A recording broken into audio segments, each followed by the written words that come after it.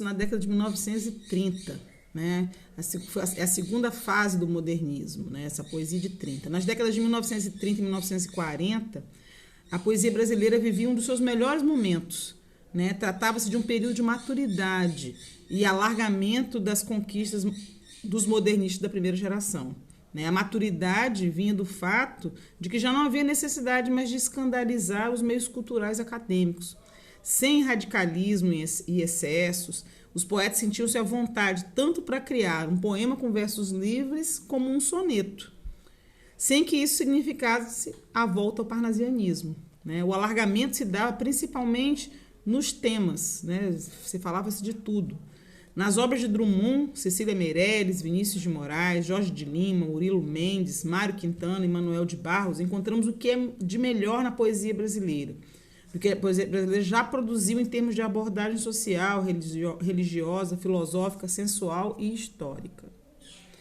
Então, a poesia moderna. As ousadias, por vezes excessivas, da geração de 1922 haviam se abrandado, e o resultado desse processo foi o nascimento de uma lírica pujante, elaborada por um excepcional conjunto de criadores. Poucos países do mundo podem se orgulhar de possuir um grupo tão expressivo quanto que surgiu no Brasil naquela época. Essa legitimidade, durou mais ou menos 50 anos.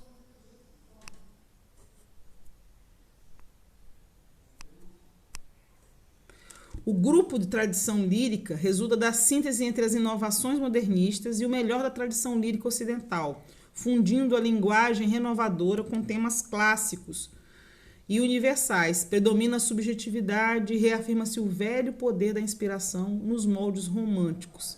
Seu maior expoente é Manuel Bandeira, mas se enquadram nesse bloco Cecília Meirelles, Vinícius de Moraes e Mário Quintana, entre outros.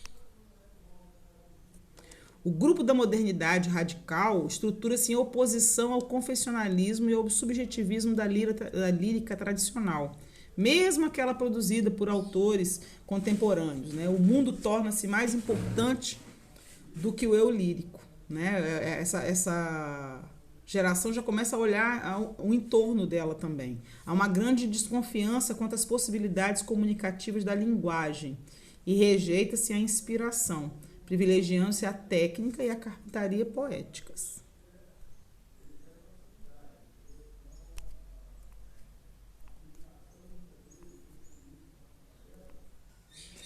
Então, o nome principal desse grupo é o de Carlos Drummond de Andrade. Outros representantes são Murilo Mendes, João Cabral de Melo Neto e os concretistas de São Paulo. Pode-se também citar um grupo, ou subgrupo, que opta pela poesia engajada, como a lírica de origem nos compromissos sociais, políticos e religiosos de alguns autores, para quem a arte se identifica com a manifestação de princípios nacionalistas, católicos ou marxistas. Drummond com o socialismo, Jorge de Lima com a religiosidade popular, Vinícius de Moraes com o catolicismo conservador.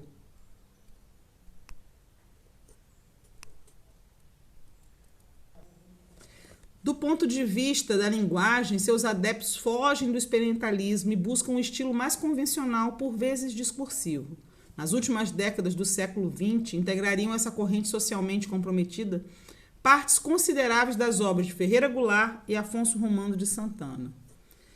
Manuel Bandeira, nascido em 1886, falecido em 1968.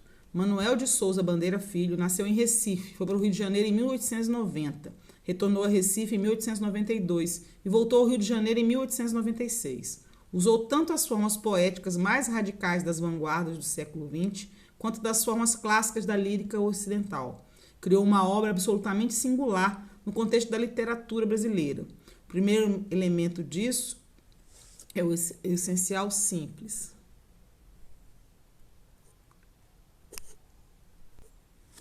O estilo simples de Manuel Bandeira. Ele captou a complexidade da existência com recursos de expressão aparentemente tão humildes. Predomina o lirismo do eu, mas o cotidiano jamais desaparece. Síntese feliz de subjetividade e objetividade. Os temas que são abordados nas obras de Bandeira. O desejo insatisfeito, a evocação da infância, a tristeza da vida, a preparação para a morte, né? Manuel Bandeira tinha tuberculose, então ele achava que ele ia morrer de uma hora para outra, que ele ia morrer logo, né? A temática social. Poesia social. Ainda que não seja o núcleo temático dominante, né, da poesia de Manuel Bandeira, há em sua obra uma abertura social. Alheio às tendências ideológicas da época, o poeta simplesmente apresenta os problemas sociais, sem propor uma solução, como é o caso de O Bicho, permeado de grande indignação moral. O bicho. Vi ontem um bicho na imundície do pátio, catando comida entre os detritos. Quando achava alguma coisa, não examinava nem cheirava, engolia com voracidade. O bicho não era um cão, não era um gato, não era um rato. O bicho, meu Deus, era um homem. Um poeta menor, né, a linguagem da simplicidade e a falsa superficialidade dos assuntos induziram Manuel Bandeira a formular um duro julgamento de sua própria poesia. Ele se achava um poeta menor. Né? Tomei consciência de que era um poeta menor, que me estaria sempre fechado o mundo das grandes abstrações generosas, que não havia em mim aquela espécie de cadinho, onde pelo calor do sentimento as emoções morais se transmutam em emoções estéticas. O metal precioso eu teria que secá-lo a duras penas, ou melhor, a duras esperas do pobre minério das minhas pequenas dores e ainda menores alegrias. E aí o testamento, né, é um poema dele. Criou-me desde eu menino para arquiteto meu pai. Foi-se-me um dia a saúde. Fiz-me arquiteto, não pude. Sou poeta menor, perdoai. São as principais obras de Manuel Bandeira, né? Cinza das Horas, publicada em 1917. Carnaval, publicada em 1919. O Ritmo Dissoluto, publicada em 1924. Libertinagem, de 1930. Estrela da Manhã, de 1936, Lira dos 50 Anos, de 1940, Belo Belo, publicada em 1948, Estrela da Tarde, publicada em 1963. Cecília Meirelles, né? Nasceu no Rio de Janeiro, nasceu em 1901, faleceu em 1964, nasceu no Rio de Janeiro e muito cedo ficou órfã de pai e mãe, sendo educada pela avó materna. Essa tristeza de perda, ela levou pela vida toda. Além de educadora e grande poeta, ela foi jornalista e tradutora.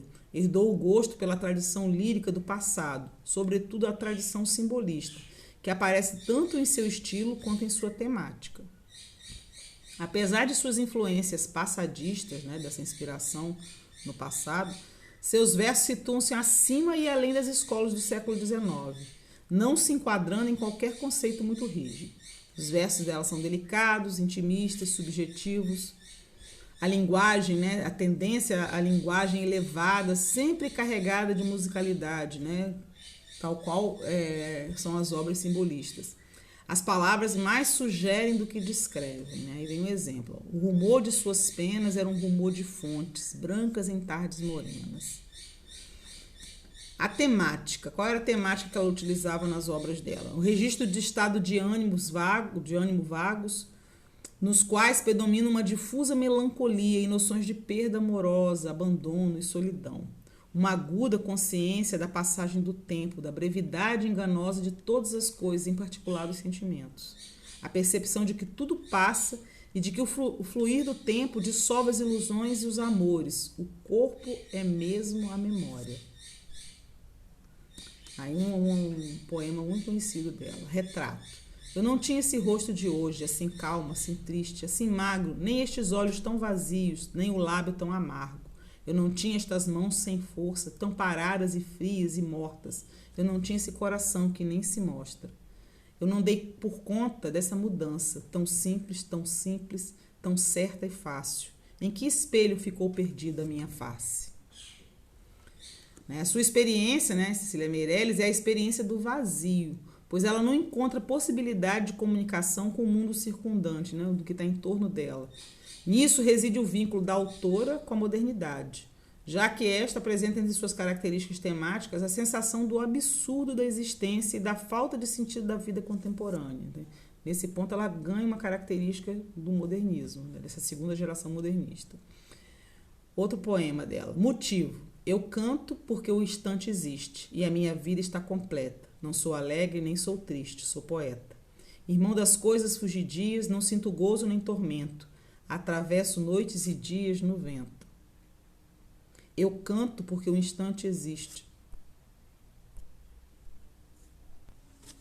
Se desmorono ou se edifico, se permaneço ou me desfaço, não sei se fico ou passo. Sei que canto e a canção é tudo, tem sangue eterno e asa ritmada, e um dia sei que estarei mudo, mais nada.